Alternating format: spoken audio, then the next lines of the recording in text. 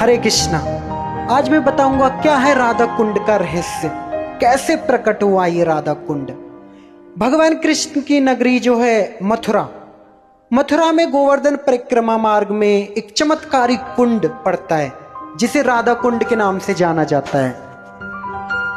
इस राधा कुंड के बारे में इतनी मान्यता है, इसके बारे में ऐसी मान्यता है कि अगर निसंतान व्यक्ति, अगर कोई अहोई अष्टमी वाले दिन, अहोई अष्टमी पड़ती है कार्तिक महीने की कृष्ण पक्ष की अष्टमी, अगर कोई निसंतान दंपति उस मध्य रात्रि को यहां एक साथ स्नान करे तो उन्हें संतान की प्राप्ति होती है।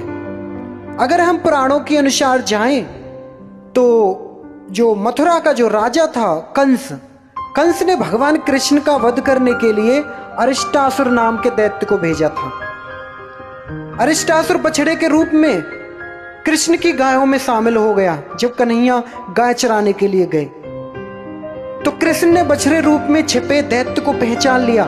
कृष्ण ने क्या किया, उसको पकड़कर जमीन पर पटक पटक कर मार दिया।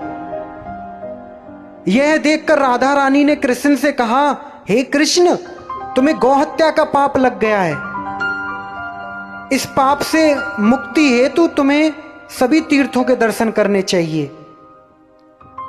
तो राधा रानी की बात सुनकर कृष्ण ने नारद जी से उपाय पूछा। नारद जी के पास गए। नारद जी ने उन्हें बताया कि वह ऐसा करें, वह सभी तीर्थों का आह्वान करके वो सभी तीर्थों का आह्वान करें और उन्हें जल रूप में बुला लें और उन तीर्थों के जल को एक साथ मिलाकर स्नान कर लें, जिससे उन्हें गोहत्या का पाप से मुक्ति मिल जाए। नारद जी के कहने पर कृष्ण ने एक कुंड में सभी तीर्थों के जल को आमंत्रित किया और कुंड में स्नान करके पाप मुक्त हो गए।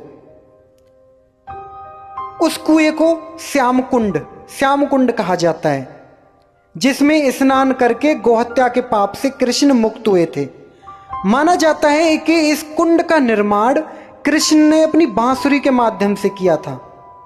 नारद जी के कहने पर कृष्ण ने बांसुरी से एक छोटा सा कुंड खोदा और सभी तीर्थों के जल से उस कुंड में आने की प्रार्थना की। सारे तीर्थ उसी कुंड में आ गए कृष्ण के आह्वान करने पर। माना जाता है कि तभी से सभी तीर्थों का अंश जल रूप में यहां है। कृष्ण द्वारा बने कुंड को देखकर अब राधा रानी ने भी उस कुंड के पास ही क्या किया, अपने कंगन से एक और छोटा सा कुंड खोदा। कृष्ण ने जब उस कुंड को देखा तो उन्होंने प्रतिदिन उसमें स्नान करने व उनके द्वारा बनाए कुंड से भी अधिक प्रसिद्ध होने का वरदान दे दिया। राधा द्वारा बनाए कुंड राधा कुंड नाम से प्रसिद्ध हुआ। माना जाता है कि अहोई अष्टमी वाले दिन जो इस कुंड में स्नान करता है उसको बहुत बहुत अच्छे पुण्य की प्राप्ति होती है। राधा रानी के चरणों में उसे भक्ति प्राप्त होती है, क्योंकि ये अहोई अष्टमी वाले दिन ही इस कुंड का निर्माण हुआ था, जिसके कारण अहोई अष्टमी को यहां स्नान करने का विशेष महत्व है। हर साल हर वर्ष यहां पर बड़ी संख्या में लाखों करोड़ों श्रद्धालु आते हैं। और एक और चमत्कारिक बात कि श्याम कुंड और राधा कुंड की अपनी एक अलग विशेषता है कि दूर से देखने पर श्याम कुंड का जल काला और राधा कुंड का जल सफेद दिखाई देता है, जो कि कृष्ण के काले वर्ण होने का और राधा रानी के सफेद वर्ण होने का प्रतीक है।